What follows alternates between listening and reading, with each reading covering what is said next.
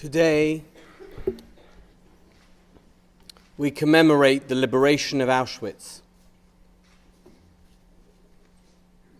On January the 27th, 1945, the Red Army arrived at the entrance of Auschwitz where the dreadful words, Arbeit macht frei, labor liberates, adorned the gates of hell. No amount of labor liberated the inmates of Auschwitz. They were humiliated, mistreated, tortured, and murdered. Jews from every corner of Europe, along with gypsies and homosexuals, undesirables, and the mentally and physically handicapped, every kind of human that the Nazi ideology deemed unworthy of dignity, unworthy of life, were murdered in the inhuman hell of Auschwitz. Inhuman. It was an inhuman hell conceived of and run by humans whose humanity and compassion had evaporated in a frenzy of prejudice and propaganda. Tonight, we remember. Tonight, we commemorate. Tonight, we mourn. But I have a question for you. Why just tonight? In the Torah portions that we read in the synagogue at this time of year, we recall the first liberation of the Jews. We recall the evil perpetrated against the ancient Hebrews in Egypt. We recall the despair of the ordinary Jew and even of those who led them. Moshe and Aaron, the leaders of the Jews, began to question the possibility that their mission to redeem the Jews would ever succeed. And then we read of the extraordinary miracles that led up to and followed the redemption.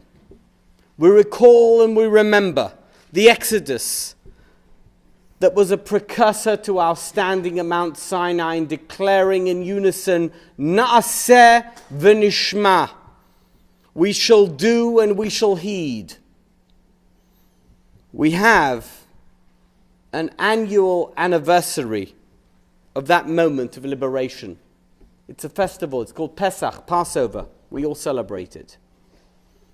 On Passover, we literally relive the experiences of Egypt. And at the Seder, we relive the exhilaration of the Exodus. And yet, this is not enough. The Torah demands that we remind ourselves on a daily basis, twice a day, of the miraculous delivery from slavery that was Yetziat Mitzrayim. A seminal moment that resulted in our formation into a national entity, into a people that has endured for 3,500 years. Dear friends,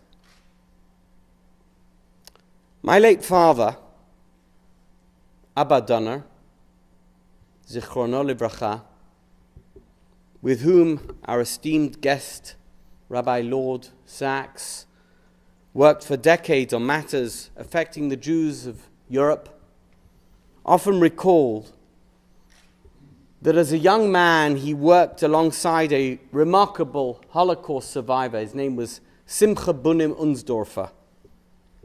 He was a scion of rabbinic leadership in Slovakia. And he survived concentration camp and he later settled in London, where he worked for the community until his untimely death in the late 1960s.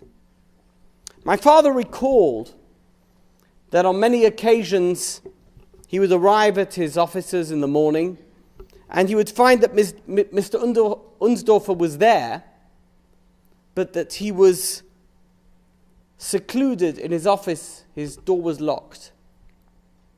My father would attempt to gain entry, but the door would remain stubbornly closed.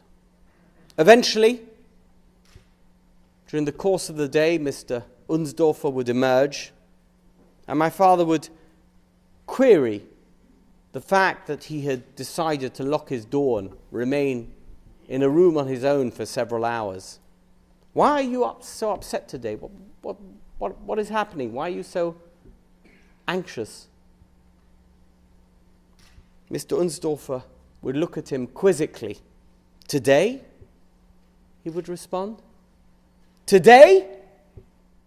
In 1944, today, Mr. Chaim Gross, the president of the community, was dragged away. He was dragged away by the Nazis and they shot him in full public view. That happened today in 1944. Today?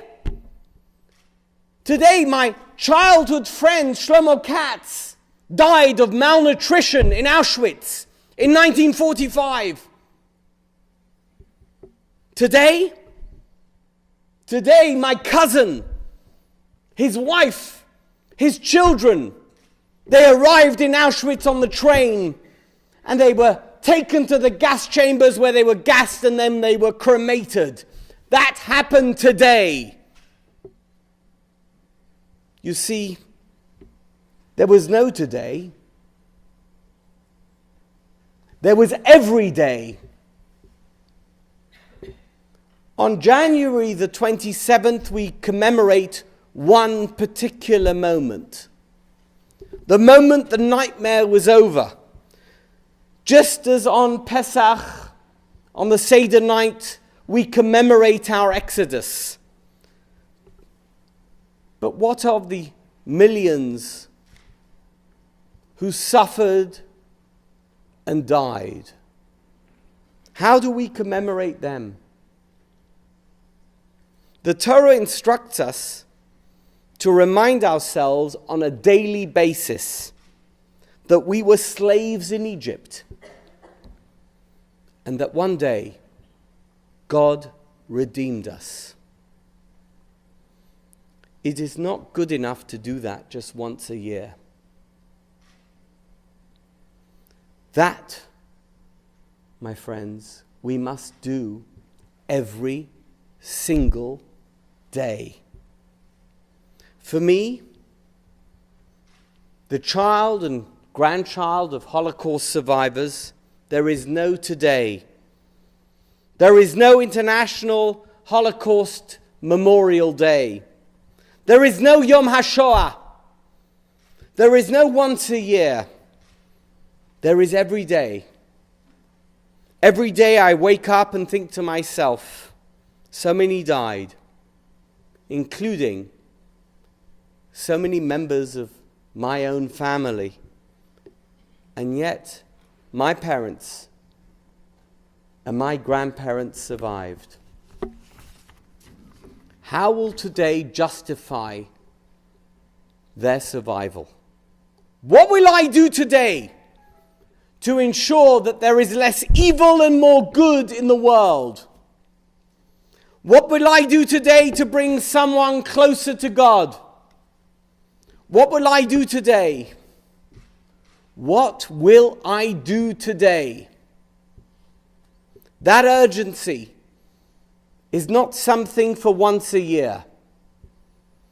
That urgency is every single day. Every minute of every day. That is the message of Zecher Lietziat Mitzrayim. And that is our task, that is our duty.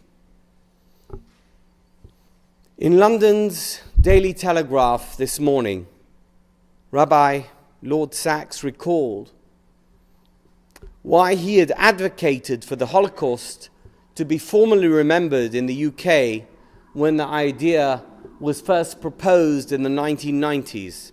In his response, he reminded the then Prime Minister, Tony Blair, that despite the fact that the Holocaust had happened such a short time ago, its lessons had not been learnt, and Jews were still being targeted. Nothing has changed. In the article, this morning's article, you can check it out online, Lord Sachs wrote as follows: anti-Semitism is rife in the Arab and Muslim world. Jews have been accused of everything: controlling America, dominating Europe, manipulating the economy, running the media, perpetrating 9/11 and all subsequent terrorist attacks, creating AIDS, Ebola, the 2004 tsunami, and global warming.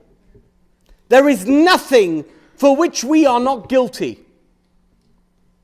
Without constant reminders of how this happens as a result of prejudice and hatred, distortion and bigotry, anti-Semitism will increase as the Holocaust becomes just another tragic, brutal episode in history books, like the Crusades or the Napoleonic Wars. There is too much at stake. Israel, the national home of the Jews, was created by the United Nations in the wake of the horrors of the Holocaust. It was not the Holocaust that prompted the creation of the State of Israel, but it was the Holocaust that made people realize that Jew hatred was too strong to allow Jews to remain without their own country.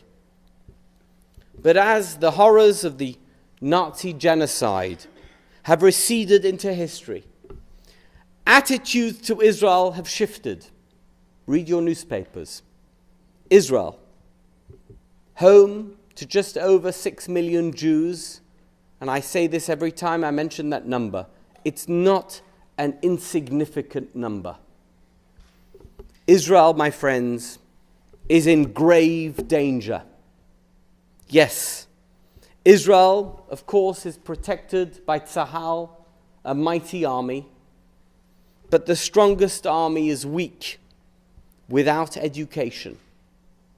Mightier countries than Israel have collapsed and disintegrated in the face of weaker opponents than those who oppose Israel.